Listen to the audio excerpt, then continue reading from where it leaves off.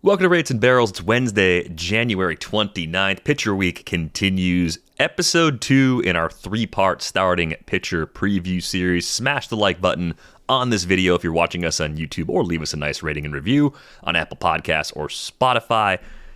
Derek Van Riper, Eno Saris here with you today, as always, digging through pitchers going in the pick 100 to 200 range. I'm optimistic. I think we can cover a spread of 100 picks, but these are important pitchers, guys that could make big leaps, guys that could leave you very cold if they continue their decline in some cases. So it's an important group to be completely dialed into as draft season rolls on. Be sure to join our Discord. In the Discord, you can find a link to the Hive Mind rankings. Submit your rankings for all the positions we've covered so far. The link for starting pitchers is also open. We're going to compile all of our listener feedback on those and send some rankings out to you. The listener-supported rankings from the Rates and Barrels crew. So a lot of ground to cover with those if you haven't started them.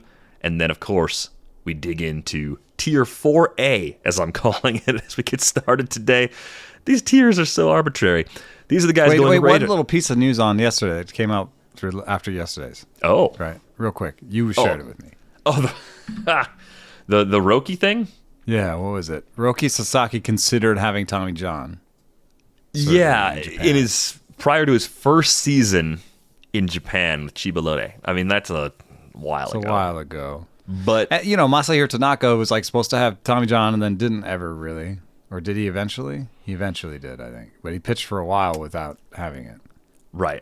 If I remember correctly, Tanaka pitched with a grade 1 tear in his UCL, a known grade 1 tear for a very long time. And then at the point that happened, I thought maybe a lot of guys have a very small tear in their UCLs, and if they haven't been imaged, we just don't know they have one there. Tanaka also doesn't throw 97s. Also that. I think, I was really thinking about my Hunter Green versus Sasaki thing and thinking, well, maybe I'm wrong. I had Sasaki higher in my rankings and stuff. But if the over-under on innings for Roki Sasaki, who has pitched 111 and 90 innings in the last 2 seasons in Japan, if the over-under innings this year is 90, then the over-under on innings for Hunter Green, I think, is 140. Mm-hmm. So that's a big difference. Anyway. Back to your regularly scheduled programming, sir. I don't know how this happened, but Freddy Peralta is the name on the screen. We cut off right at Freddy Peralta. How did that happen? There's a lot of wiggle room in the order. If you ran this ADP report on a different day, you'd probably see different names on the screen. The reason you only see 2 names on the screen is because this ADP tier between pick 100 and pick 125, is large. There are 10 pitchers being smashed into that group of 25 picks, and there's a few relievers in there too. Relievers will get their own episodes, so we'll cover them later. But that group includes Freddy Peralta, Logan Webb, Max Fried, Joe Ryan, Tyler Glasnow, Grayson Rodriguez, Hunter Brown, Sonny Gray, Shane McClanahan, Zach Gallen. Why are we drafting any pitchers before pick 100 if these 10 guys are all sitting on the board this far in? Yeah, it is a great group, and I think the answer is that I don't have really robust innings projections for a lot of these guys. Freddy Peralta, 173 last year. He might be actually one of the more robust guys in this tier. He seems to alternate good and bad halves for some reason. I know that our buddy Nick Pollock has a theory that it has to do with his mechanics, since he's so far out there as an extension, and various oddities in his mechanics might lead to this. But isn't that your experience with Freddy Peralta as a Brewers fan? Yeah, the inconsistency in his command could be the result of his mechanics. I think that's a reasonable take on him. What I think is tricky with Freddy Peralta, I don't know if there's one more adjustment he can make, right? Everyone remembers Fastball Freddy when he debuted. It was 80-20 fastballs to everything else. He's not that guy anymore. We've talked about that over the course of his time in the big leagues. He sits around 54% four-seamer usage. And the four-seamer at this stage is 94.3. League average for a righty is 94.7. So he's right around that area. We're at the point in his career where any year could be the year that he loses a tick.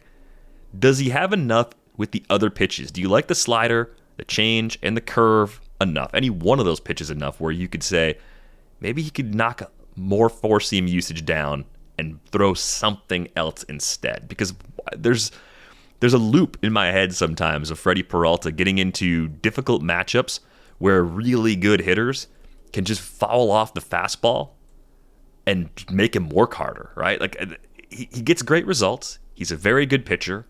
I just don't know if there's any more levels there. Like, is what we've seen these last 2 seasons what we get? If that's the case, it's good, it's fine, it plays well right here, and then we're just at the mercy of health and the velo not coming down. I think if we get a healthy Peralta with the same fastball velocity as 2024, there's a lot of confidence in the projection being something right around what we've seen in 23 and 24.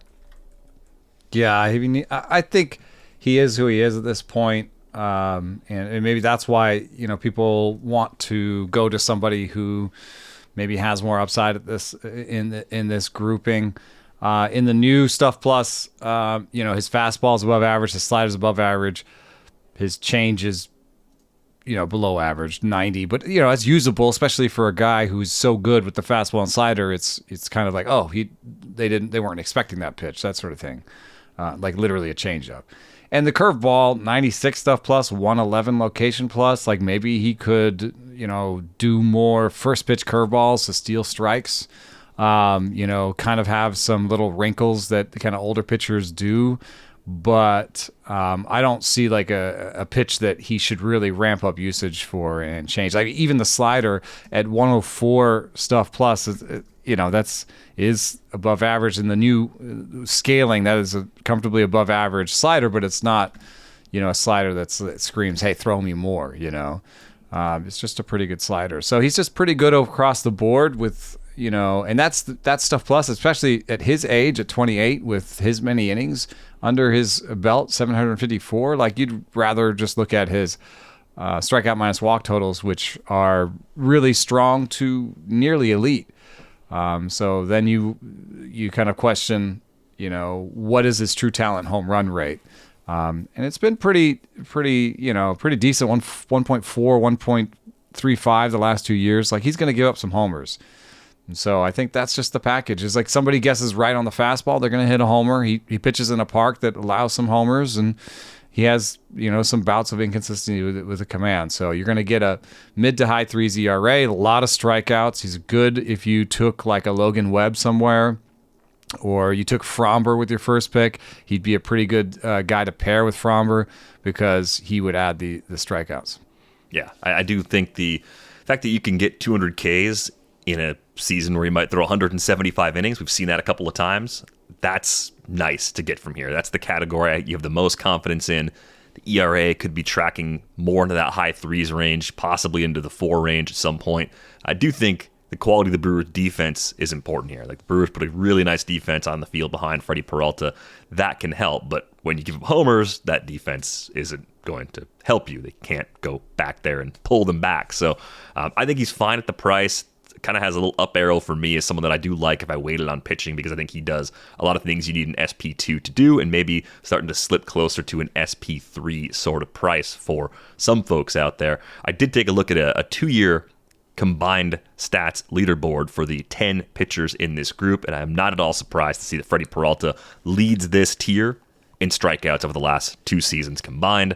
Health's a part of that, 410 Ks. Next closest on the list is actually Sonny Gray at 386. So keep that in mind. The bulk can play nicely. Logan Webb goes in this group, though, too. So right there, you've got which route do you want to go? Logan Webb's not going to rack up strikeouts quite the same way. Because of the workhorse volume, he makes up some of the deficiency in strikeout rate. How long does it work, right? Because when you look at Logan Webb's profile, you see that dwindling swinging strike rate. It's dropped each of the last 3 seasons. We're down to a 20.5% K rate, the same sort of strikeout rate he showed us 2 years ago. Is there an adjustment Logan Webb can bring us that will bring more Ks, or is this just a volume play and guy that you really like a lot more if you already have strikeouts locked in with those first 2 starters? It might be surprising for someone of his ilk, but if you look in his StatCast player profile, you'll see this. There's a cutter there. Thrown 1% over the course of his career. In fact, last year he threw it mostly only to Shohei Ohtani. It's got a pitch just for Ohtani. Yeah. But, he's been mucking around with that slider. It's had different shapes over the course of his career, different velos. It's not that he's obviously a changeup sinker guy who's, he was miscast when he first came up as a four-seam slider guy. They tried to make him, be both guys, kind of like a Luis Castillo. And he doesn't quite have the feel for the four-seam and the slider that Luis Castillo had, so he hasn't been able to add the strikeouts the same way. So he still relies on righties sort of batting into the ground and changeups with getting lifts from lefties. But he has such great feel for those pitches and such great ability to stay healthy and stay on the field that I think it makes up for a lot of these problems. And I think there is upside in that, that nation cutter. Does he develop that cutter and have two average breaking balls that he kind of plays off each other? Can he do that? They are different. I mean, the cutter is 91 and the slider is 84. So, he's got a little bit of upside there. And even if he doesn't hit that upside, I think he's got such high floor in that Fromber way, 28 years old. And then I just also wanted to point out, where do you think the break-even point is when you're deciding between a reliever and a starter in terms of strikeouts they might give you in a given week in NFC or just in a weekly format? How many strikeouts do you think a reliever would give you in a given week, and where do you need that starter to be over him? The relievers you'd actually use are going to be mostly guys that have a 30% K rate or higher, and you're probably banking on 2.5, 3 appearances depending on the schedule. Most weeks for those guys, every other day, they're going to get used. Maybe a tick lower than that. So maybe 5, 4.5, something around 4.5 or 5. Okay, well, despite his low strikeout rate, Logan Webb, because he goes into the game 7th inning, 9th inning, 6th inning, because he did that, he made 5 strikeouts in all but 3, 6, 9, 12, 14 of his starts. So in more than half of his starts, he had 33 starts, so in 19 starts, he had 5 or more strikeouts. And if you add it to 4 strikeouts and say, well, he'll come within a whiff of that, he only had fewer than 4 strikeouts 3 times. So I think he battles a non-closer reliever, because we're talking about sort of draft and hold and situations. If you take saves out of the picture and you're just how many strikeouts, I think he battles a reliever on any given week to a standstill in strikeouts, way more likely to give you wins, and gives you bulk. And so I think he's comfortably above that decision point. I think thinking about strikeouts per appearance rather than strikeouts per batter sometimes makes sense in a weekly league. So that's my plea for considering Logan Webb, especially if you went a little risky with your ace. I think he's a great pairing with Crochet. He's a great pairing with DeGrom. There's a way where you can go 1-2 in different directions. Peralta's the guy who covers up if you took Fromber, and Logan Webb is the guy who covers up if you took one of the risky strikeout guys. What's your overall take on Max Fried? I mean, I know when we talked about the new deal he signed with the Yankees, you weren't in love with that at the time we spoke about it at the winter meetings, but for 2025 only, this is a guy who's been a model breaker with what I think is pretty outstanding hit and home run suppression skills. Now he gets the challenge of Yankee Stadium for his home starts. The workload typically falls in that 170 inning range. We did have an injury that knocked him down to 77 2/3 in 2023. Expectations for Fried in year 1 in the Bronx? The StatCast park factors for home runs in Yankee Stadium, 119. And that's 3rd in baseball. For the Braves, it's 105, and that's 11th in baseball. So he does have some experience with this. But I do want to change this to right-handed batters to check that out, because the home run park factor for right-hand batters, Yankee Stadium, they like it too. 2nd with a 120, Braves 12th 105. Doesn't change very much. I was thinking maybe left-handers like the Yankee Stadium better because of that. It's a little bit short to that field. But turns out all hitters like Yankee Stadium. And one of the things I think that we've figured out over some time with Fried with respect to the modeling is that maybe he was hiding throwing more fastballs than we thought. I think some of the models, early on were saying he was a four-seam guy, and now we have him throwing 32% fastballs, 5% cutters, 16% sinkers. So he's become like a really wide arsenal guy. He was really like four-seam curveball when he first came up. So I think that's a big part of it. I think command is probably a big part of it. Some of that touch and feel and soft skill stuff, because his strikeout rates are unimpressive. A 23.9% strikeout rate is only a tick above average. His walk rate is good, 6.8% for his career. But his ERA, 3.07 for his career, is really nice compared to like a Sierra for Max Fried of a 3.66. Like he has been a model beater no matter what model you look at. It's not just stuff. And I'm just a little nervous about the park, and I'm also nervous that injury that he had in 2022 is a precursor for Tommy John. So I don't know. I kind of think he'll have it one year. I don't know what year it will. Maybe this year it won't be that big a deal. In the Jeff Zimmerman injury factors, Max Fried has a 79th percentile injury risk. That's better than most of the Dodgers guys. It's better than Cole, better than Chris Sale and Garrett Crochet, but in this tier, much worse than Logan Webb and Grayson Rodriguez and other types like that. So a little bit of injury risk, a little bit of park risk. I right now have him comfortably ahead of this situation, though. Mm-hmm. And I think he's a great pick right here. I have him 13th in my working ranks. Like, maybe that's too aggressive because of the ADP. Maybe he should drop down to where Grayson is at 23rd, but that would still put him ahead of the ADP, I think. I don't have any problem at all with the current price, and I think the exercise is really, at what point would you start to back off? 25 to 30 picks earlier, maybe. I mean, Framber Valdez versus Max Fried seems like a fair toss-up to me.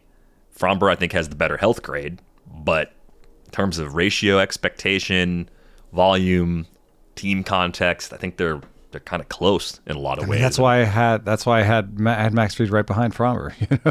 Yeah, see, I had him ahead of the low volume Dodgers, right? I mean, even with a ding for health grade, I still had a 162 innings pitch projection, which is better than any of the Dodgers, Yeah, I think of the three we've got so far in this tier, definitely like Fried the most, but I think you can stack him up pretty comfortably against a few of the guys that are going ahead of him, and he holds up just fine, despite the more difficult home park.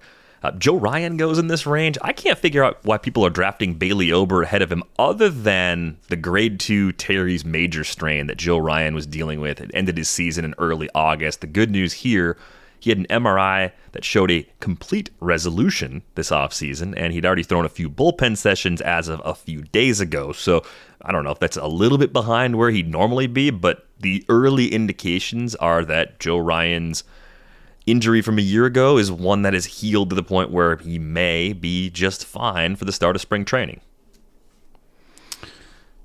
Yeah, it's a little bit of a pattern, though. I'm surprised to see 85th percentile injury risk for him. Maybe it's because it hasn't been an arm injury. I know that arm injuries are counted separately in Jeff Zimmerman's injury risk. I've got a 3.53 ERA projection, including his stuff plus with the oopsie and a 27% strikeout rate.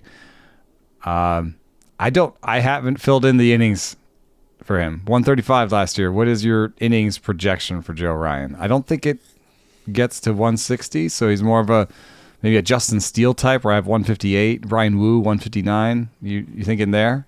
I think that's why he's getting pulled down to this group, because those guys also have similar injury problems kind of weighing them down. I think more of the Bailey Ober thing is more just like Bailey Ober is getting way overdrafted, and Ryan probably does fit in this range. I don't think I want to draft him at this price right now, though. I want to see spring training. I want to see him go through a handful of starts without any sort of setbacks. I mean, look, the Terry's major is I'd like to know what the new velo is. What's the new velo? Yeah. So I believe in the skills. I'm just a little bit in the dark on the health to the point of, hey, let's just see it play out for a little bit. Skills-wise, turned out a 328 Sierra last year. It's the best we've seen yet from Joe Ryan. Has the built-in home run problem. I don't think that's ever going to go away. That's just part of who he is. But he's done a great job limiting walks, cut that walk rate. Each year he's been in the big leagues so far. So I like that a lot about Joe Ryan. Did Shota Imanaga already go? Yep. Yeah, that's a little bit weird for me because my comp for Joe Ryan coming into this was Shota. And I don't really see that much that happened in the first year to say, oh yeah, he's nothing like Joe Ryan. You know what I mean? And to have Shota go like way ahead of him, you know, is weird for me. And that's my projection for Joe Ryan is better than Shota's. You know, I guess more innings for Shota, but like, yeah, but you know, I don't, you know, I have them both in like inside the top 40. So I'm not saying they're bad pitchers, but not necessarily where they're going. They both, to me, look like strikeout per inning starters that won't walk a lot of guys, but are going to give up a lot of dingers. So you're going to just, hopefully they're just solo shots. Yeah. You know, kind of fastball splitter guys with inconsistent breaking balls, you know? Yeah. I think because of the health concerns with Ryan, if the price were somehow even, has not been the case so far. I do prefer Shota in this case because we want more information.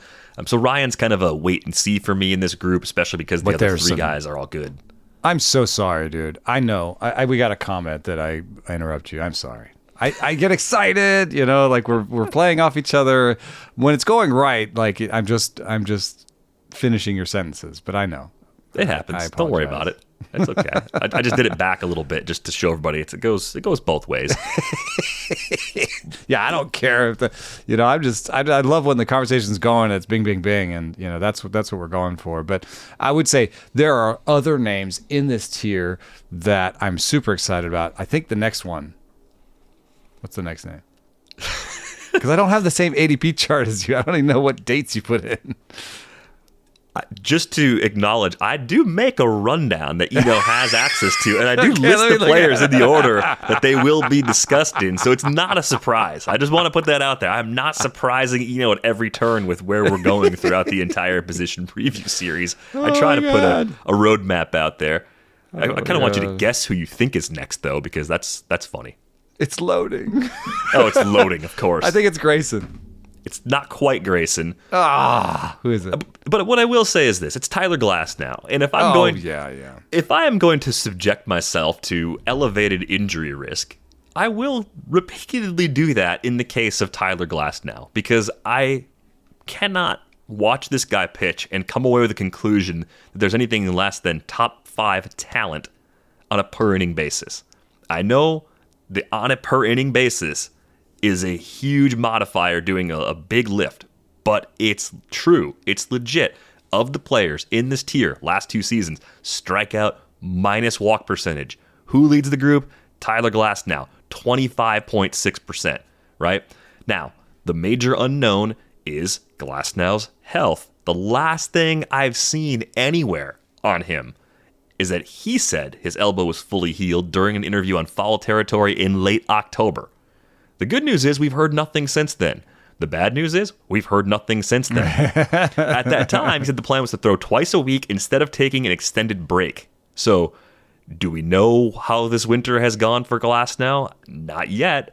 Do we probably get some updates on him when pitchers and catchers report in about 2 weeks? Yep. I'm guessing that's going to be one of the first questions a lot of the Dodgers beat writers are putting out there. Hey, what was your offseason like? Did you throw twice a week? How'd you feel? All those questions that players probably don't like to answer, but have to answer when they're in that position. So if I'm going to gamble on the low health grades, I mean, Tyler Glasnow at this price just seems like a huge bargain, and he's in the group. It's a large group of players that as we do get positive reports from some of these guys, ADP goes up, guaranteed. If he's pitching well, no setbacks, no problems this spring, there's absolutely no way you're getting Tyler Glasnow after pick 100 in any drafts. It's just not going to happen. He's going to shoot up to maybe as high as like the Blake Snell range. Like pick 50 is actually possible if he's completely healthy, all the velos there throughout the spring.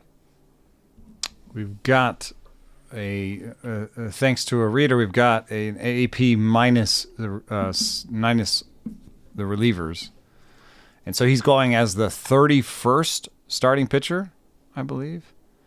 I don't know the time frame on this one either. So, like you said, it kind of goes up and it goes down. But 31st, he was the 23rd best starting pitcher last year in the short amount of innings that he had then.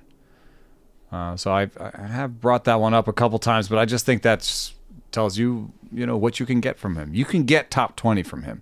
So the closer he gets to top 20, the more you have to be like, ooh, and maybe back up off of it. But right now he's going as the 30th best starting pitcher, and he was 23rd last year. And I think he can do a little better than he did last year. He had like a 3.49 ERA. He could definitely, he's the kind of guy who could have like a 2.9 or like a 3.1 in 130 innings. So he could, I think the ceiling on these guys is more like 15 to 20. That's why I have like a big injury tier from 15 to 20. Because I think that if you look at the top 10 pitchers every year, it's dominated by quantity. Because there are other guys, the guys who win Cy Youngs and stuff, right? They're the guys who have the 2.9 and 180 innings. So, I think his ceiling is to be, top 15 type player, back end top 15 type player, and he's going 30th. So, and we've talked about him a ton. So there's that, he has developed some. He added a sinker last year. It's kind of fun. There is some upside to a guy who now throws four-seam sinker, curve, slider. Like what if he comes and now has a changeup? Well, one thing I also wanted to mention is I think the science suggests that full year throwing is not necessarily the problem because you want to keep up your fitness. It's competitive throwing that is the difference. And so what maybe some people are suggesting is that people are attacking pitch design. We've talked about this on the show where some people, like Joe Ryan says, oh, my changeup, my splitter change is so different in the game than it is during practice because I don't have as much, I don't throw as hard and I don't have as much adrenaline, right? So some of the reaction has been like, well, I need to have as much adrenaline as possible and throw as hard as I can during pitch design so that it's the same, when I do it later. And that is a fundamental tension maybe in the sport. But I would also suggest that maybe Tyler Glasnow is not going to be like, I need to throw as hard as I can in December in my pitch design sequence. If he's talking about throwing twice a week, I think he's talking about throwing 60% effort twice a week just to keep his fitness up. In the interviews I've seen from Glasnow, I get the sense that he's not, listening to Five Finger Death Punch and trying to throw pitches through concrete walls in the offseason. Not in December, no. It seems like, and there's nothing wrong. If that's your vibe and that's how you get to the show and that's what keeps you alive, great. Do you. But I don't think that's Glasnow's mentality. It doesn't seem like who he is. And maybe it's good news that he's changing some aspect of his training program. The past training program, exactly. His past training program didn't give him a ton of innings. So right. Open up a little bit more. But look, okay, last thought on lower volume, high ceiling players in general. You have to consider that we're in a new era of pitching. Look at the innings totals of some of the Cy Young Award winners in recent years, right? Chris Sale just won the NL Cy Young in 2024 with 177 and 2/3 innings. Skubal got to 192. In 2023, Cole got to 209. Blake Snell won it with 180 innings. In 2022, Justin Verlander won the AL Cy Young with 175 innings. Sandy Alcantara went to 228 and 2/3 that season. Might not see that again from anybody. Robbie Ray in 2021. Actually. Yeah, I mean, volume, he was great, and the volume just bumped up a level. Robbie Ray went to 193 and a third in 2021. Corbin Burns won in the NL with 167 that year. So even, like, if and again, the Cy Young's not everything, but you can be really good with less than that 200 inning workload we're accustomed to. If you can tell yourself a reasonable story that a Dodgers pitcher or any of these guys that have dealt with some injuries can at least get to 170, and you think they have the skills to strike out 200 plus guys in 170 innings, I think you're in the Cy Young conversation if you have that, if you tick those boxes. And I think Tyler Glasnow, for me, maybe I'm delusional, still ticks those boxes, but I also think there could be another guy right next to him, Grayson Rodriguez, who probably doesn't get that sort of talk in most places outside of Baltimore, if it even happens there. I think Grayson Rodriguez could take off this year. It's going to be really important, as the Orioles are currently built, for him to stay healthy and do that. It was 117 innings pitched last year, around 2 injuries. Still just 25. But man, this is a guy whose arsenal across the board is just above average. He's got better than average command. I can't really give you anything I don't like about Grayson Rodriguez. We just need to see it over that 170 plus inning season now in the big leagues, and hopefully we get that ratios bump to go along with it. Yeah, I don't know. I'll try to manufacture some shade, which is maybe his changeup is better than his breaking balls. But then I did this, and I found who has the most amount of pitches, single pitches in the new stuff and Location Plus that were all above, average in stuff and location. Grayson Rodriguez has 4. His fastball, slider, curveball, and change are all above average by stuff and location. Tarek Skubal has 4. He also throws a 5th, a curve that's at 99.99. So he was close to being number 1 on this list with 5. Those are the only 2 with 4 that are above average at stuff and location across the board. Dylan Cease has 3, his fastball, slider, and curve. He throws a sweeper and change that didn't make my benchmarks. Bryce Miller has 3, fastball, sinker, splitter. He also throws sweeper, slider, curve, cutter. That didn't make the benchmarks for whatever reason. There was a volume benchmark for this as well. Spencer Schwalbach has 3, fastball, slider, curve, and then also throws cutter, splitter, sinker. And then Zach Wheeler has fastball, sinker, sweeper, and also throws curve, cutter, splitter. So he is sitting with good, comps in this regard. A big mix with stuff and command. He is changeup first, but so was Tarek Skubal, so worked out pretty well for him. And I think he has everything he needs. He can even bring back the cutter, like you see with some of these other pitchers. They have pitches that don't make the grade, but help them in some way or another. He was in tune love with his cutter when he first came up, but if he brought that cutter back and it was more of a surprise pitch, I think it might actually help him. So he has the feel to add pitches. He's done it already. He's also a very unique, a very rare type of pitcher that has a great changeup and good breaking balls. There's a lot of pitchers that are more like Logan Webb, who have a good changeup and been fiddling around with their breaking balls. Kevin Gausman, been fiddling around with their breaking balls forever and haven't done it. So kudos to Rodriguez to figuring out how to be good on both sides of the ball. I'm looking at Dylan Cease having a 105 stuff plus on that changeup, and I think it's the only pitch I watched last year that made me actually mad when I saw him throw it. It's so annoying. It's just not. I don't think it's a good pitch not at all. Real. I don't barely believe that. throws It's also a super small sample on changeup. Like, don't believe stuff plus on super small changeups. Yeah, he threw like 10 of them, and they were like 50 miles an hour. One of them he threw made me. I just started swearing at the TV, like I just lost it.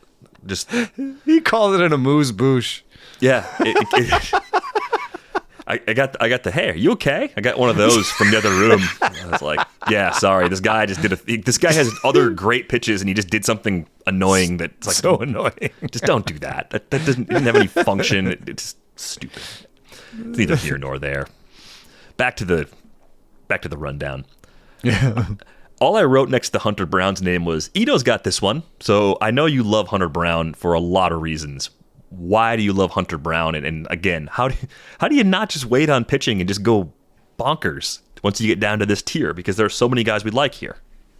Yeah, actually, I think I shared this one with you. I'm not sure we used it in the last one. It was A health grades. I have it, and I got to find it from yesterday. It was. Let's see here. I think I called it Schwelly A health is what I called it. Let's see if I can call up the right graphic. So here. it was A health grades with above average stuff and above average location. There you go. This is we used it for Aaron Nola, but it's also Hunter Brown. And good stuff, good location, great ERA projection from Oopsie, 3.49, even better than Nola's, probably due to some park effect situations there. Comparable K-minus BB to Aaron Nola, comparable, A injury grade for him. And also Brown and Nola live 4 miles an hour off their max. We don't know if that matters, but it certainly makes me feel better about him. And Nola and Brown throw multiple fastballs, so it's not just one repetitive fastball motion over and over again. Schwellenbach's right there with them. So a lot of Hunter Brown propaganda is Schwellenbach propaganda. But what I really like also about Hunter Brown is look at that innings total last year, 170 for Hunter Brown. I just feel like he's kind of a horse in the middle of the beginning of his career. And the only thing that people think is, oh, what about the track record? I don't know. The thing that we loved about Hunter Brown before he had the track record was that all the process stats, like Stuff loved him, right? And then he was one of those guys who was like, why does Stuff love him so much? And Location Plus says he's around average and he can't figure it out. Well, then he adds a sinker and it all clicks into place, and now it makes sense. So now he has 6 pitches and 3 fastballs. He's a large mixed guy with stuff. I don't know. I got nothing bad to say about him, really. And I've been taking him. I just took him as my number 2 in a draft and hold because I was like, hey, if I could sell you on somebody that has going to have a lot of innings and have ace-like upside, would you like that? And I'm like, yes, I would like that.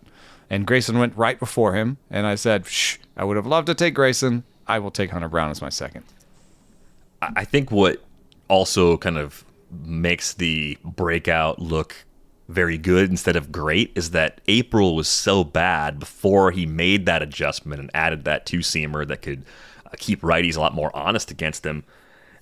He was droppable in just about every league. It was a real conversation. I'm sure people dropped him. Yeah, 10-team leagues, 12-team leagues, maybe even some 15-team leagues. It looked really bad. And it was like, oh, boy, what are the Astros going to do to fix this? They had the adjustment. I think it was Alex Bregman that had a conversation with him that gave him the idea. And it just, like May 1st on, most of the season, you take out the first month of the season, Hunter Brown had a 2.51 ERA over 147 innings. He was over a strikeout per inning during that span. And it was like a 112 whip to go along with it. And you're getting that outside of the top 100 overall right now. Like that's incredible. So another pitcher I really like, you really like. I don't think he's going to stay at this current ADP, but even as he moves up, you could move him up a couple rounds, and I think he still holds up just fine against some of the other pitchers that we talked about at the end of our episode in part 1. Last trio here from this group, Sonny Gray. Probably an age-driven discount. He's 35 now. It just seems like the nagging soft tissue injuries and back stuff kind of get him every once in a while, but there's still potential for what I think is going to be at least an average ERA, a good whip, probably 180 strikeouts.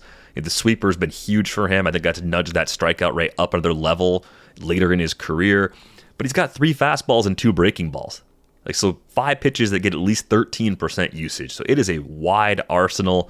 It just seems like it's still working for Sonny Gray. You're just getting a little bit of like an age and injury risk discount. Yeah, I do get some vibes of kind of late career Charlie Morton and Adam Wainwright, though Sonny Gray has diversified better than them. He has more pitches than those guys. What still stands out when I look at his numbers, in the new Stuff Plus, the sweeper is by far and away his best pitch, and that's why he's really pumped up the usage up to 20%, and it's even higher if you just look at right-handedness. So if he's facing a right-hander right now, he's throwing the sweeper, 25% of the time, the sinker 25% of the time, the cutter 25% of the time. So he's really those 3 pitches as his primary approach, and the sweeper 134 Stuff Plus, the 4-seam 85, the sinker 105. So he hasn't dropped into the Charlie Morton Wainwright kind of bad fastball territory, but he's close. 86 on the cutter, 84 on the curve that used to be his big pitch, 86 on the change in terms of Stuff Plus. So really, his best 2 pitches are the sinker and sweeper, so he can dominate righties. He has a little bit of a harder time against lefties where he just kind of throws everything at them. 4-seamer 33, curveball 20, throws a sweeper still 20, changeup 13, cutter 9, sinker 6. So I'd be a little bit worried about his approach against lefties over a while. And then the last thing about Sonny Gray, as he gets into this bad fastball level, is also just he's avoided the big injury for the most part, but he seems to get nagging injuries. So if you look at his innings totals, he kind of hovers above 100, which is good. But I might, all the projections are like, 185 for Sonny Gray. He's an established guy. He can do that. Well, he hasn't done 185 innings since 2015.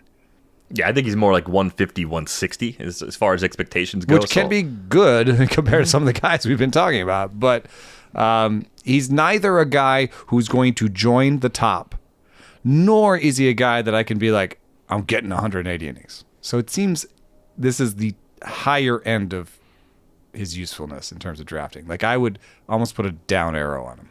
Yeah, I do like him more than Joe Ryan as things sit today, and I think you can build a staff if you're waiting. You miss out on some of the higher ceiling guys. You could build a deep league staff and say he's your out one. Of St. Louis? Ends up on a better team. If they're bad and they trade him, then better team context, even if it's a more difficult park potentially. That's always the possible downside, but usually those things kind of offset each other. So I'm fine with where he's going right now, but I would just feel kind of disappointed. I got a run of pitchers happened, and I missed out on Glasnow, Grayson Rodriguez, and Hunter Brown, and I settle for Sonny Gray because I just want someone that doesn't feel great, even though I think the skills are still going to hold on a bit longer. Shane McClanahan goes in here, another 2 Tommy John surgery guy. I think Walker Buehler scared me pretty good a year ago, and just how long it took him to really kind of find it. And even still, it happened so late. It's such a limited sample. Like, I don't even go into this season with high expectations for Buehler. But as McClanahan goes, Eric Neander, the Rays president of baseball operations, said they expect McClanahan to throw 150-ish innings, so the workload should be there, at least comparable to a lot of other pitchers that we're thinking about here. How much does spring matter, since we didn't see McClanahan at the end of last year, compared to even Jacob deGrom, who got back for a small number of innings? We at least have some evidence that the stuff came back. With McClanahan, do you trust it if we see it in the build-up to the season? We talked about starters. Sometimes it's 1 inning, 2, 3 or 4, and then 5, and then the season starts. Like, do you need late spring stuff numbers from McClanahan to even take the shot here? Or was the stuff just so good before he got hurt that you're willing to take the gamble? Are they going to install Hawkeye at Steinbrenner Field? Was it already installed? I find this a little bit interesting because I think velo is one thing, and some scout or somebody will have that, even if they don't have Hawkeye in there. But velo is only one thing, because Buehler came back with okay-ish velo, but he didn't have the same movement that he had before. Well, but then there's the variable of sticky stuff enforcement and the timing of his injury, that too. Was really a tough one for him. But we also had the study from recently, and I wonder if sticky stuff enforcement was a confounding factor in that study, because they said that Ride didn't come back as well after Tommy John. Right. So I hadn't thought of that as a potential sort of fly in the ointment. But yes, spring matters, because I like this type of player a lot more if they, like deGrom, threw innings, gave us stuff, gave us a peek under the hood, see how it looks. We don't have that for Shane. And I don't even know that, like, if somebody says he hit 97 today at Steinbrenner Field, I'd be like, okay. I mean, he hit 97. He used to sit 97. And, like, what's he going to do his next start? And what does the movement look like? So, this is too high for him. I'm not taking him here. I think it's more of a wait and see for me, even though I really liked Shane McClanahan before the injury. And again, it's a second Tommy John too, so that adds that extra layer of risk. Eno's been trying to soft pedal Zach Gallen to me in the Devil's Reject Dynasty League I recently joined. If I also have to talk about him in the podcast. Why are you trying to dump Zach Gallen to me in a trade? What's up with that? All right. I mean, yeah, it's gonna hurt me. This is why the major league average fastball. You had it for righties. What was it for righties? I didn't do that. It was. My memory should be better than this. I just it's saw over it. 94. It is 94.7. Jesus, because I did all starters and it was 93.9, according to Fangraphs. So anyway, 94 is obviously a dividing line there. That's the average fastball. And if you're looking on YouTube, you can see that Zach Gallen in 2022 was comfortably above 94 for most of the months. In 2023, he was below 94 until the end of the year. And then 2024, he was well below 94 until the second half, until August or so. There are injuries confounding this. He's also talked about how, long postseason run in 23 affected him at the beginning of 24. He did not have a long postseason run last year and did not quite hit the same innings totals. And maybe that's a good thing. He does have a decently wide arsenal and he has good command. And I think he does have the soft skills that we don't necessarily always have ways to put numbers on. I mean, he seems like a pitcher to me, if that makes sense to say on the Pitcher Podcast. It's day 2 of the starting pitcher preview, and we're talking about a guy who says he seems like a pitcher to me. Wonderful. New Stuff Plus says he doesn't have a pitch over average. I could see Gallen being a bit of a model beater in the long run, where even if it's not above average, capital S stuff, it's wide enough arsenal with command where it all works. I'm a little surprised. He had some trouble with walks in the second half last year. That was kind of a new sort of thing for him. I don't know if that's just, coming off that injury, maybe having something mechanically a little bit off. So you have to believe he's going to fix that if you're going to get in this year at what's a discounted price. If he were to give us 170 innings with last year's ratios, you're not going to be messed up taking him where he's going. I think it's now a question of, does he bounce back to pre-2024 levels with the ratios and workloads? If he can do that, he ends up being a good value. So I'm not necessarily scared off, given that there was a hamstring injury hurting the velo when the velo was as bad as it was in the first part of last season. I just think it's a question of, is he post-peak? I did also notice that his home splits for his career now, 2.98 home ERA at Chase Field, 3.62 on the road. Gallen doesn't give up that many homers anyway, but we talked about it with Corbin Burns. Chase Field is really tough for left-handed power. That helps a right-handed pitcher like Gallen. I think it's reflected a little bit in those numbers. He is 12th in regular season innings over the last 3 seasons with 542. And basically anyone that goes ahead of him either has... Everyone that's higher in innings, that is, gets drafted earlier unless they have a much lower strikeout rate. Guys like Miles Michaelis, even Chris Bassett, those guys go later. He can. But I think he can be an innings play. He seems pretty horseish. Also, this is kind of fun. 2022, Zach Gallen had a 2.54 ERA and a 3.32 SIERA. 3.32. 2023, he had a 3.47 ERA, closer to that SIERA from the year before, but a 3.67 SIERA. In 2024, he had a 3.65 ERA, almost a direct match for the SIERA, and a 3.85 SIERA. And the projections, 3.85. So maybe that makes sense. I like what you're saying about the park, and I think that he's kind of a wide arsenal innings play at this point, and it's not a terrible guy here. Especially since we're talking about declining innings totals of guys around him. So he's like a little bit like almost on the Logan Webb-ish spectrum, where you're like, no, I need a guy who's going to give me 170 innings. Right. Maybe a slightly safer version of Sonny Gray in terms of what you're expecting. Yeah. So totally fine at the price, but I think your keeper and dynasty caution is warranted, and I share it, so I'm probably not going to trade for Zach Gallen. And then I just turfed his value, because how many people from that league listen? I mean... No, Zach Gallen's really good. He's really good for you. Yeah. All right, 49 minutes in, we are into Tier 4B. We got through part of 1 tier. I told you 10 pitchers was a lot. It's going to take a lot of time. And we moved down. How many more? We're supposed to 2 more tiers after this? Oh, boy. That's good. We make the rules, If you want to leave the tree up until January, you can do that. Taylor Swift said it was okay. We could start choosing, our favorites from that tier.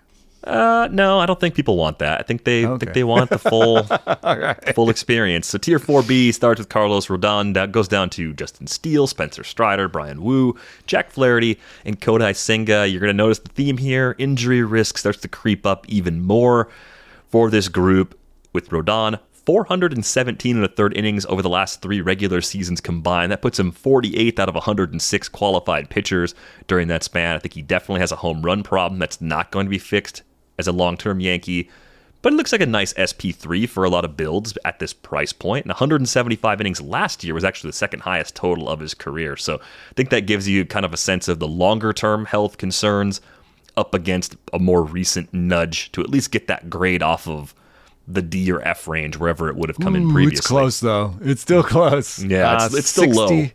65 percentile, 65th percentile for Jeff Zimmerman's injury risks.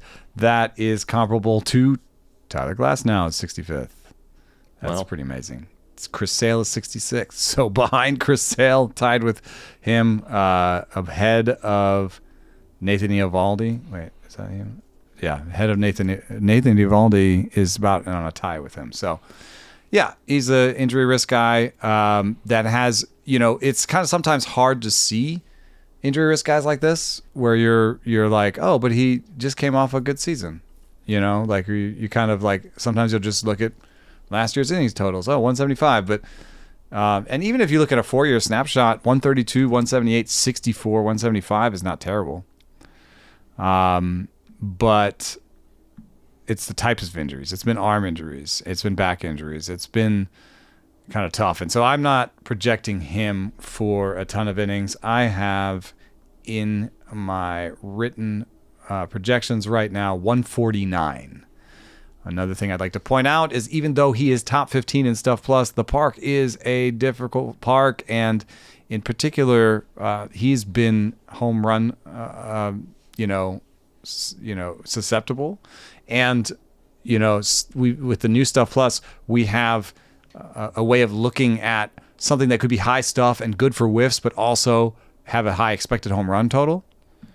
And so you see Oopsie projects him for a 1.4 home run per 9. That's the highest of the projections.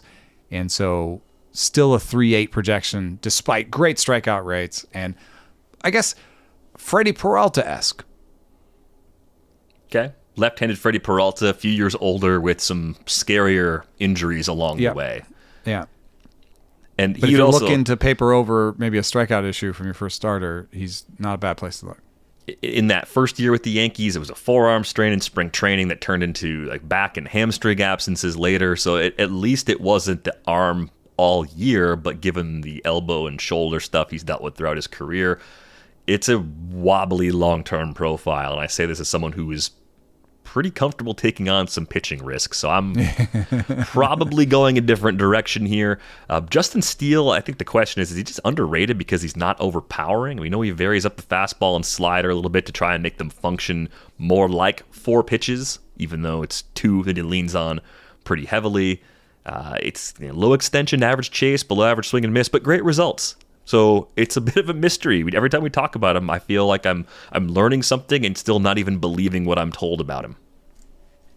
Yeah, so I wanted to investigate that because someone even pointed out that we had the Marcel projection wrong, and I was just like, it's at some point I decided that's what it was, and I didn't reinvestigate. You have to reinvestigate your priors. So I was like, oh yeah, Justin Steele varies his slider.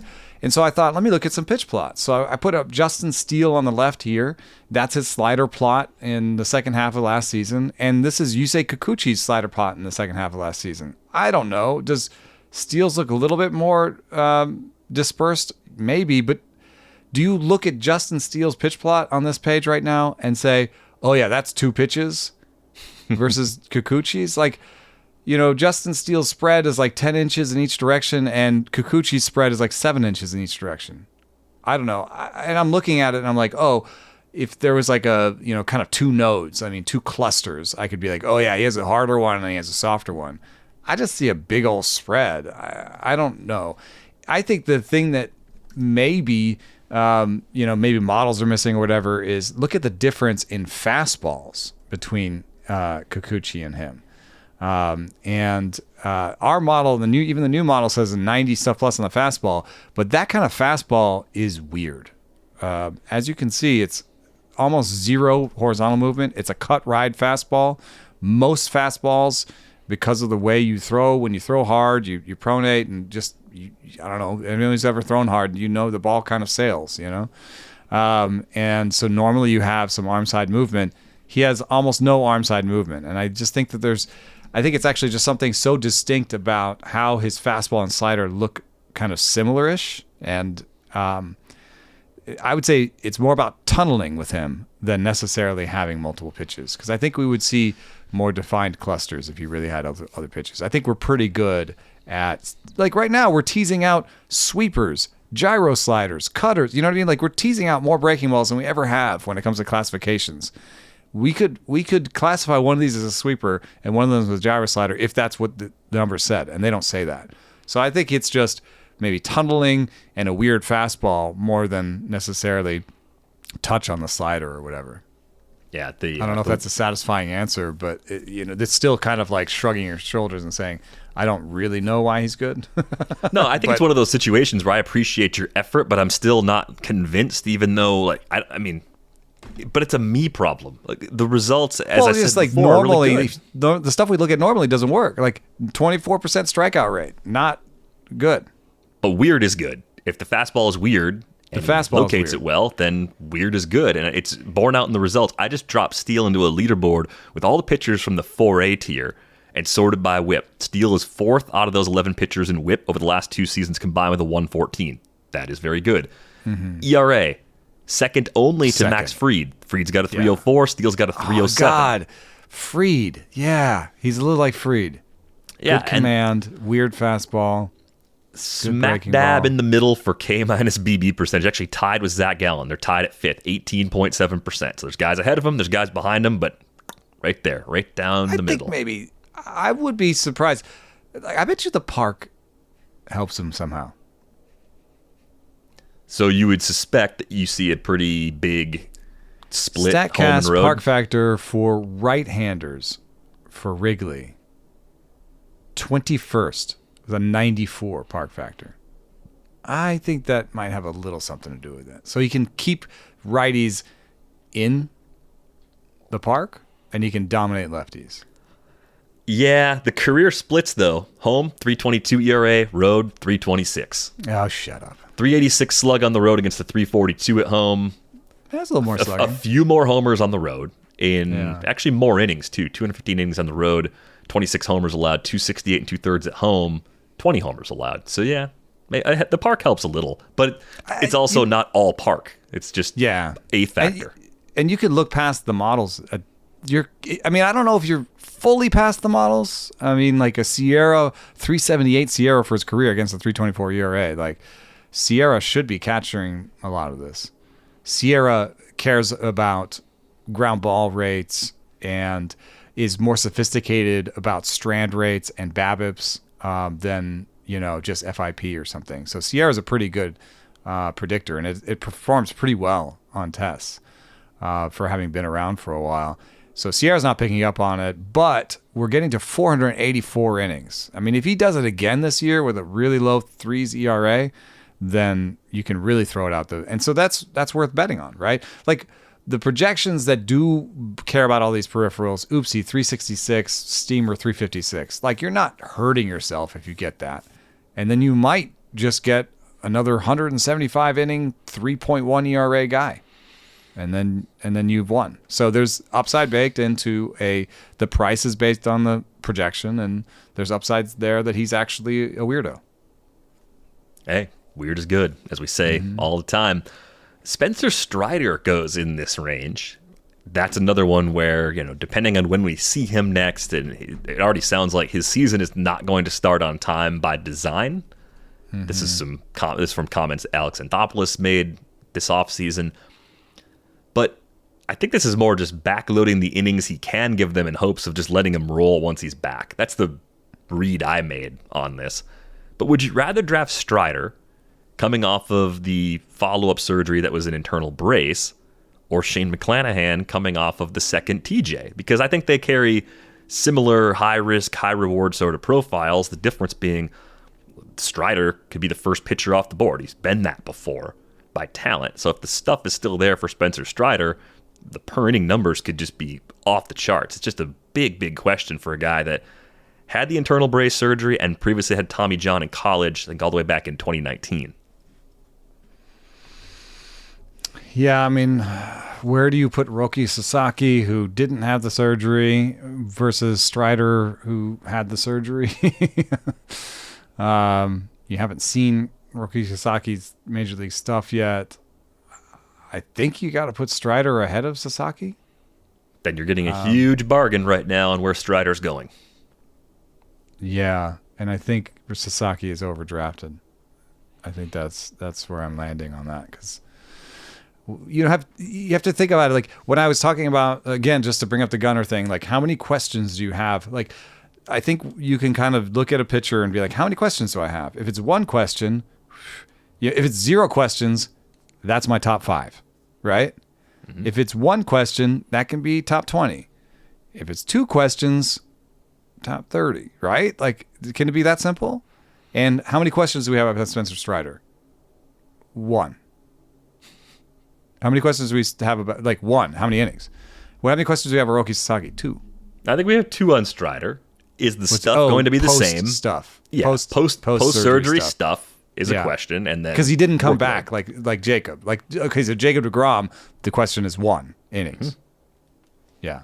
Okay. So I think that's helping me sort of develop a theory of how to, because the hardest thing, and I'm so jealous of Nick Pollock. He's just like, well, if they're injured, they're not on the rankings. I'm like, okay. You still have to do the preseason really built rankings that. He built that in a way to just make his life easier, which kudos to him. Anytime you could take something in your life that would be just a total pain, and you're just like, you know what? I'm not going to deal with this anymore. I'm going to make a rule for myself, and it's gone. Yeah. That's what he did. But I think I'd rather have Strider than Shane McClanahan, although it sounds like Shane McClanahan's aiming for more innings. Just because the president of baseball operations put a number out there in this instance and Alex Anthopoulos didn't, it gives you this, I think, undeserved confidence in McClanahan that if that number wasn't out there, I bet you'd look at them almost identically in terms of workload expectations.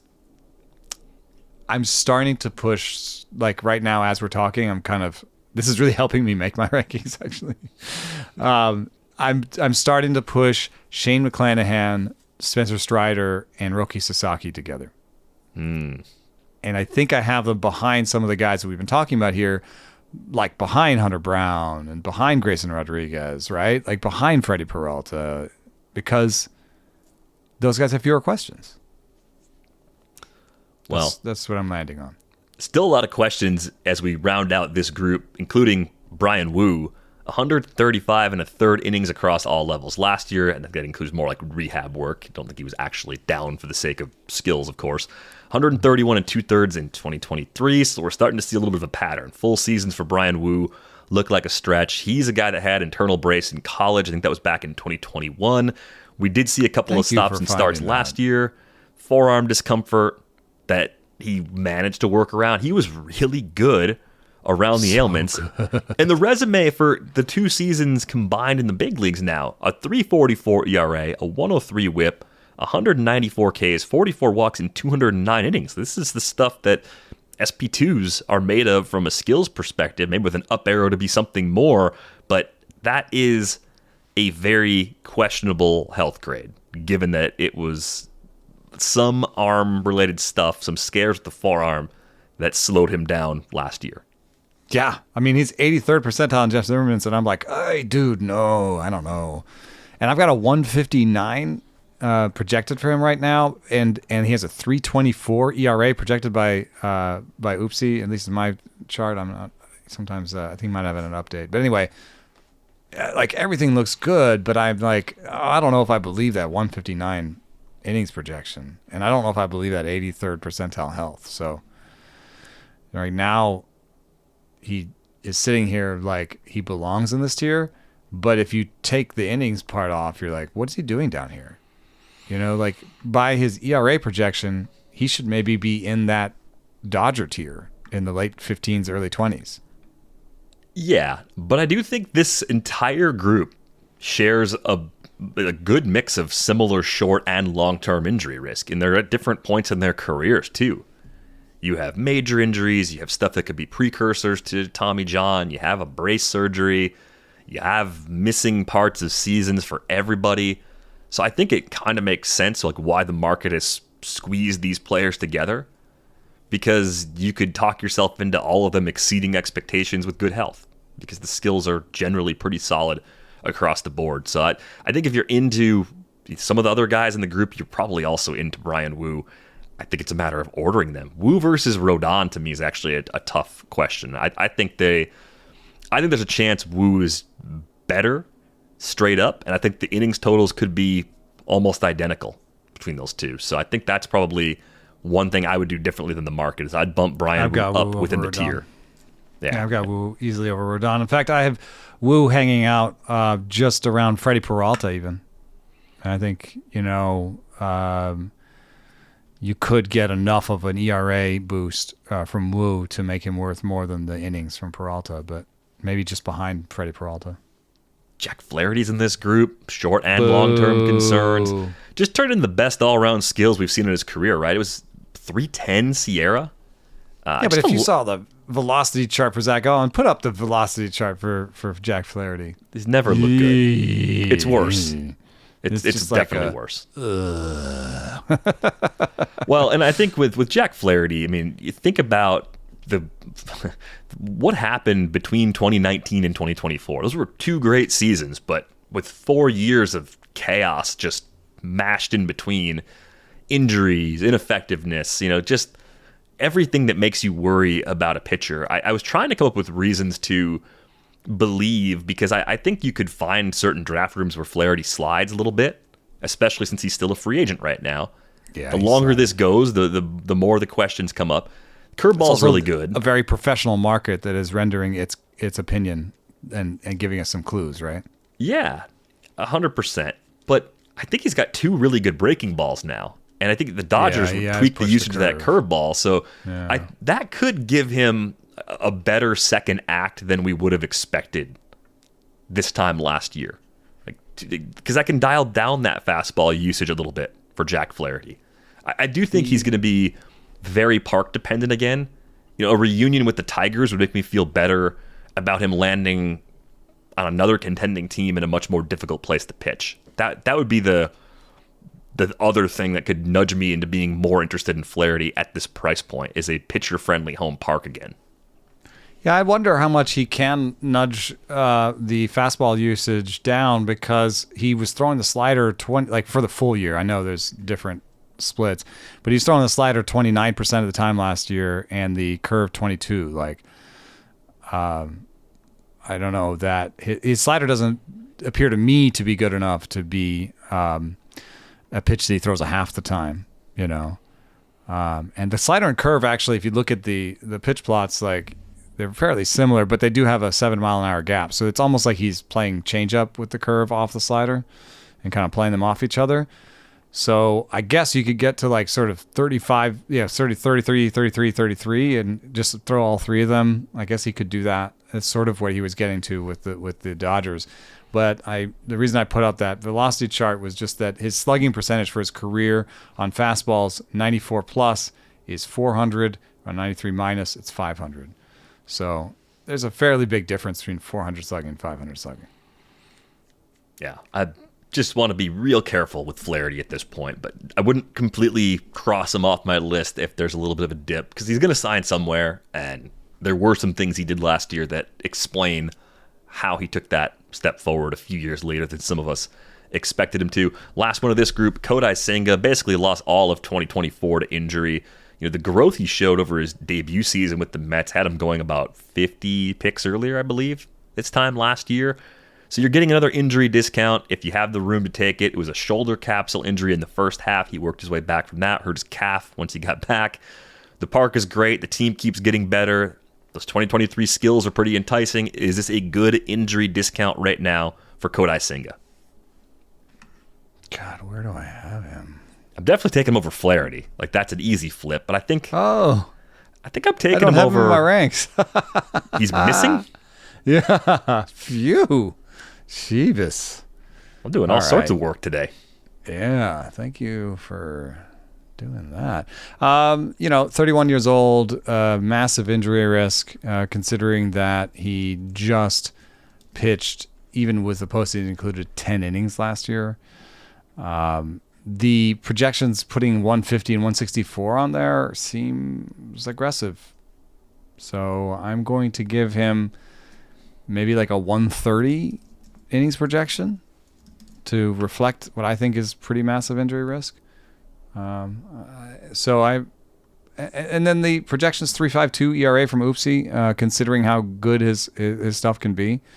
But he's also more Kevin Gausman than Grayson Rodriguez in terms of that he is a guy who has a really good split finger changeup and has not really ever developed a good breaking ball. The cutter that he has is not good. It's just good enough to keep people off his fastball. So it's a decent group of skills. And maybe he only has one question, because I think he has demonstrated that he has the stuff to succeed in the major leagues. The one question is how many innings. Yeah, and if you do look back at what he's done, looking at his last couple of seasons in Japan, it was, I think, 111 and a third in 2021, 148 in 2022. That also helps you sort of lower the expectations, even though we have the proof in 2023 that he can go further, the 166 and a third. The following year shoulder injury, is maybe a nudge back in that old direction. So keep that in mind too. I wonder if would the Mets consider a 6-man rotation? We don't need to go down that rabbit hole right now. We'll have to bring on Will Salmon or Tim Britton at some point to talk about that. How good you think Tyler McGill is, right? It's another person I look at and I just have the upside down smiley emoji. And I'm like, it could be good. Maybe. I don't know. We have this to get guy's through. Good. This guy's good. This guy's good. We're gonna get through one more partial tier, or at least one more tier. Jared Jones is really good. Look at this. We got a board. Is it? Show us the board. Show us the board. Show us the board. That the board? This is above average stuff and above average location with 100 innings last year. Garrett Cole. I grandfathered him in 95. Postseason. Throw the postseason in there. Min 95 innings pitched. Sorry. Oh, love this group. Brian Wu, Spencer Schwellenbach, Joe Ryan, Grayson Rodriguez, Garrett Crochet, Zach Wheeler, Paul Skeens, Dylan Cease, Jose Soriano, Derek Skubal, Nick Pivetta. Although I really want to know about the park a little bit for him. That's one where I'm like just waiting. Aaron Nola, Jared Jones, Garrett Cole, Ryan Pepio, Cole Reagans, Corbin Burns. This is a list of really good pitchers. I don't even if Nick Pivetta is the worst pitcher on your list. I get it. You could be like, I don't know if Stuff Plus works. Nick Pivetta's not that good. Nick Pivetta's pretty good, and he's the worst pitcher on this list. And he has the worst ERA projection on this list, like 3.97. So, you can take him off this list if you want. You could say you could call this list one more time and say everybody with a 3.75 projection or less, and Nick Pivetta and Jose Soriano are off of it, and it's just a list of great pitchers with Jared Jones on it. It was an impressive debut, and I do think it's easy to get overshadowed when Paul Skeens shows up. But if you remember before Skeens came up, Jared Jones at the beginning of the year was phenomenal, and the league, maybe the second time through, seeing his stuff again, did better. And the homers, I think, were as much the result of inexperience as they were any sort of deficiency in his stuff. I know the model likes the changeup. It is really a fastball slider approach in year one from Jared Jones, but it looks like he might have the feel for a third pitch. The command doesn't look bad either. So I think of the pitchers we've talked about in this entire episode, relative to price, Jared Jones is the one I probably want the most at the current price. Hunter Brown might be the only other guy that I'm like, that price probably won't last. I want to be in on that. If I had a combo of Brown from the previous tier and Jared Jones from this one, I'm feeling really good about what I'm doing in the middle rounds. Yeah. I think you can look at a lot of different things. The Sierra 3.72 was better than the ERA 4.14. K minus BB 26.2, 7.7 K and BB, like that's pretty good, and it was better early on. And then I think even on this podcast, I think we kind of elucidated some of the concerns. Was he was predictable, and we actually predicted like a Cody Bellinger home run thanks to Trevor May and our sleuthing, on how to face Jared Jones. And so if he can just maybe he can do the Hunter Brown thing and add a sinker. The fact that he has 4 pitches suggests to me that he has some feel for pitches beyond his fastball slider. He's thrown the curve and the changeup more than Spencer Strider threw his curve and changeup, in his first year. So I think that he'll find a way to mix in the curve and the change, and maybe even come to camp with a cutter or sinker. And I think we're going to see a second act from Jared Jones. Easily the favorite of the tier. Not even close for me right now. This group includes Robbie Ray, Sandy Alcantara, Reynaldo López, Yusei Kikiuchi, and Kevin Gausman at the back. For Robbie Ray, I see a lot of similarities between Ray and Carlos Rodón, actually. Safer home park for Ray at the expense of what I think is a pretty clearly lesser supporting cast. Low health grade right now because of his proximity to TJ. I wonder if the command might come back and we might see the 2021 and 2022 walk rates. We saw that improvement in Toronto from Robbie Ray, where he got the walk rate down to a good level, which I think early in his career seemed impossible. If he does that, I think Ray ends up being kind of a nice old and boring sort of pick in this pocket. Yeah, I'm missing him from my rankings too. Jeez, so very strange. I wonder why. Some data set that I started with didn't have him in there. So I'm now looking at Robbie Ray's 53rd percentile injury risk. The Kodai Senga was 67. So 53rd is, it's a video game health It's worse meter. than James Paxton's. Oh, come on. That's ridiculous. I'm just reporting the numbers here, But sir. again, it's the proximity. It's the proximity to the major injury, right? Like it's like the health bar in a video game. It starts to go back up as you don't get killed by whatever's trying to kill you in the game. I also just wonder, I've seen that there is a Tommy John honeymoon. If there was a Tommy John honeymoon, he would be in it. But I've also seen people say that there is no Tommy John honeymoon. And so I would say that research is undefined. But I do sometimes wonder, like I do have that part of my head that's like, is this guy just waiting to have the Tommy John? And so maybe it's better to just take somebody who already had it.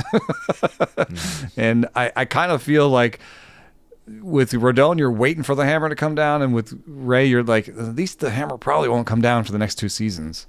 So actually, I'm not saying that I like Ray better than Rodón, but he's going later, and not taking Rodón allows you to take Ray later in a certain way when you're talking about the effect of injury risk on your roster. Yeah, I was just looking at a 4-year leaderboard, and I was trying to come up with a way to make Robbie Ray look really Strikeout good. rate? I was going to use Sierra, actually, since 2021, and see just how high on that leaderboard Robbie Ray comes in. I got to go to 400 innings pitched. I think that'll squeeze out the relievers and limit it to starters. And there you go. Boom. Number 11 in Sierra over the last 4 seasons combined. Robbie Ray, a 340 Sierra. The 10 guys that have better Sierras that go ahead of him: Garrett Cole, Max Scherzer, Shohei Ohtani, Tarek Skubal, Zach Wheeler, Corbin Burns, Aaron Nola, Logan Webb, Carlos Rodón, and Clayton Kershaw. And a lot more relevant than his stuff numbers. You're 1,300 innings pitched into his career. Like, I don't care about his stuff. He had a 33% strikeout rate last year. He's worthy. He's a worthy sleeper. Yeah, totally fine where he's going. Thumbs up from me on Robbie Ray. What are you doing with Sandy Alcantara right now? Right, he's 2 years away from free agency. Counting this one, of course, so 25 and 26, still a Marlin unless they trade him. Also have a club option. I keep wondering if, because of their rebuild situation, if he's pitching well through the first half, if we're talking about Sandy Alcantara as a trade target.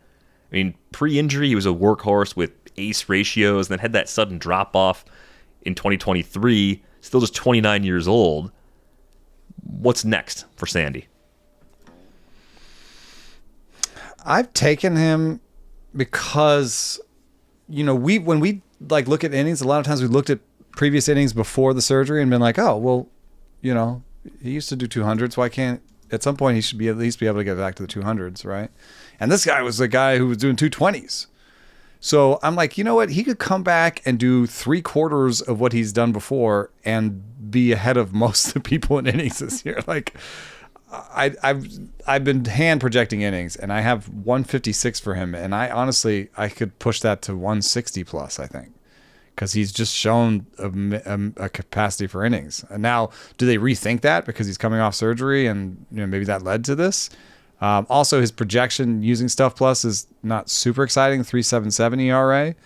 And he's never been a great strikeout rate guy. So you kind of have to be careful with who you pair him with. You don't want to put Sandy Alcantara on the same team as Logan Webb, I don't think. But I have him right behind Christopher Sanchez, not to speak outside of tier, because Sanchez is healthy, has a similar projection, similar strikeout rate problem, similar pitcher. Honestly, I think Christopher Sanchez and Sandy Alcantara are very similar pitchers, but I still have Sandy in my top 50 for starting pitchers, and a guy who has like a 3.7 ERA projection and might give me 160, 170 innings and not give up homers and be really useful at home. And maybe I sit him in some road starts. I think he's going in an okay place. I have made the case to myself to pick him up. Most likely by this point in my draft, I've already found some risky starters that I like more. So that's why I don't really have them anywhere yet. I could see maybe having a more boring build, more health grade A, and then Sandy's still sitting there taking that chance. But I do think his K totals were very volume dependent, and I can see a world in which the Marlins are a little more careful if they do view him as a player they want to trade. In-game volume too? Right. Some of those restrictions 5 or 6 could be there.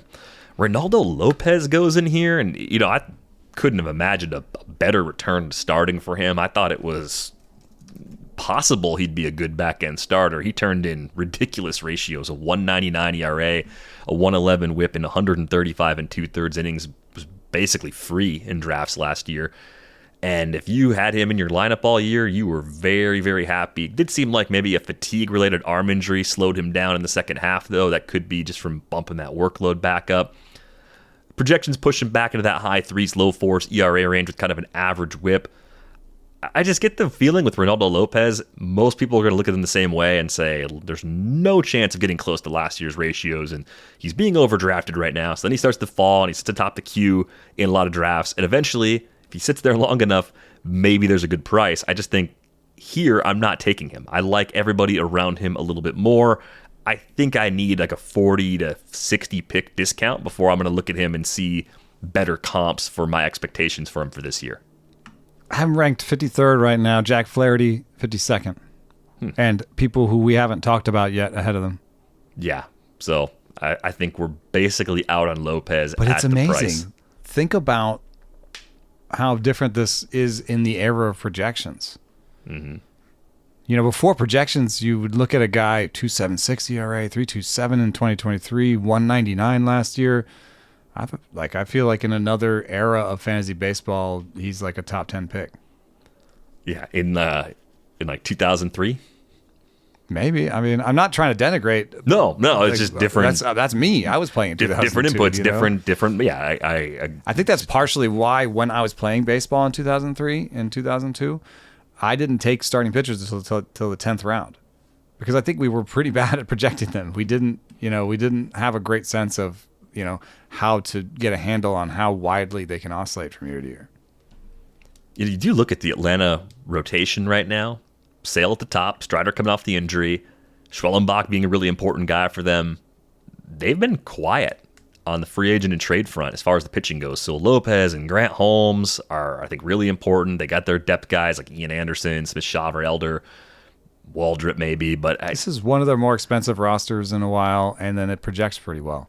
Like it still projects like top 3 or 4. So I think that they're kind of like me and Autonew, where I did my work last year. Like I put this roster together for a reason, So I tend to avoid spending too much in the draft because I think of it as free agency in a weird way, the draft and Autonew, because all the good players are kept, like in baseball, right? And so we're all going to go in there and spend too much on the leftovers. That is how it goes. That's So I prefer to build as long as possible through trade and like last year's free agency, like in-season free agency and stuff, like just trying to, sell, during season and do a lot of your work before it gets to the draft. Just a little bit of auto new talk there. 2 players in 5 minutes. Yusei Kikuchi. I think he's a safe bet to remain a top 50 starting pitcher, but where is the ceiling? I think we might be looking at him a little differently after what he did during his time in Houston. It was only 10 starts, but 76 Ks against 14 walks, a 2.70 ERA, a .93 whip. He's never been close to that in a full season. How much, if any, of the things we saw from Kikuchi in Houston can go along with him to Anaheim? I mean, a lot of it was just pitch mix change, and then he threw his slider to a different location. He was trying to throw his slider back foot, and it's a gyro slider, which means it's a bullet tight slider, and it's 88 miles an hour. So he just changed it to throwing it to the outside corner, and since it doesn't have much sideways movement, it doesn't leak into the center of the zone, and he can kind of get called strikes on the low outside corner, and it all worked way better that way. And he also stopped throwing his curveball, which he can't command that well. And, that allowed him to throw the changeup a little bit more because he can't command that well either. But it's a pitch mix change. I think that's good enough. Now, maybe pitch mix changes have like a little short-term bump while, people, advanced scouts, don't have the book on it, or the hitters haven't seen this Kikuchi. And so maybe in this, in this coming season, we find, decreasing returns, and so I don't think he's going to have like a 2.7 ERA like he did in Houston. But I do, when I see pitch mix changes behind a fundamental change in his strikeout minus walk rate change, and a lot of some underlying numbers change for Kikuchi, then I tend to believe them a little bit more. So, and I don't think that's something that necessarily he just goes to Anaheim and forgets he did. Like he may not have great coaches in Anaheim, and he can still remember what happened in Houston. Right. And even if the org as a whole falls short, doesn't mean there are all bad coaches throughout either. Like there's always a possibility he finds someone he's working with that is like, hey, this was working really well for you. Let's keep doing it. Like shouldn't be that hard to see given the way it changed for Kikuchi a year ago. Last pitcher of today's show, Kevin Gausman, 13th innings pitched since the start of 2022. Again, regular season innings only. Very heavy dependence on 2 pitches, even though he throws 4. It seems like that is coming back to bite him. Probably the biggest strikeout rate drop of any qualified starter last year, going from 31.1% to 21.4%. That is a massive, massive drop-off. Can we get some kind of bounce back? Can we get to a 24 or 25% K rate at least? Because Sierra points to ratios that are probably going to come in closer to a high 3s ERA and maybe a middling sort of whip, but if Gausman is a workhorse still and gets some of the Ks back, I feel like he might be okay as a boring pick here, kind of as a fallback to Robbie Ray. Oh, yeah. I'm trying to really quickly come up with his earned value last year, because I kind of think he can do what he did last year, like a 4 ERA and, near 4 ERA and with volume. I just wanted to know what that's worth, Let me see what it was worth last year. So Gausman last year was the 56th best pitcher. So how much value is there in drafting a guy 56th and getting a 56th return? It's okay. And I think that includes relievers, so that's actually probably like 40th among starting pitchers last year. Yeah, I set the starting pitcher filter out. 48th is what I'm seeing right now. Like $10 in a 5x5 league. I don't know. It's just, that's not how people work in drafts. They're not like, oh, I'd really like to just get what I draft here. They were like, no, give me Jarrett Jones. Yeah. It does feel more like a break-even situation now with Gausman, where it's it's fine, but the deeper the league, maybe the better off you are. I think if you're in a 10 or a 12 team league, you're probably not seeing enough ceiling there anymore to want to make that pick. Only. Yes, by the way, that value is for 15 teams. Mm-hmm. So yeah, I think in a 10 and 12 you're losing a little bit there. And then AL only, like it flips over to being like maybe a good idea. Because you could could you get them for $5 in an AL only? Like maybe $10. It might be a Probably, good idea. Probably more like 10. I think that's the more likely range if you're thinking about it. Some of those AL onlys, you just have to get 900 innings together. If you just got 200 innings or 180 from one guy, like that has a lot of value. So Right. Yeah, definitely specific to your league. And then I think it's specific to your build. Like if you were a little bit risky earlier on, Gausman might be a guy that you put in there to be like, oh, I need some innings. I was a little bit light on innings in this build, and especially in draft and hold, where like you need guys with innings.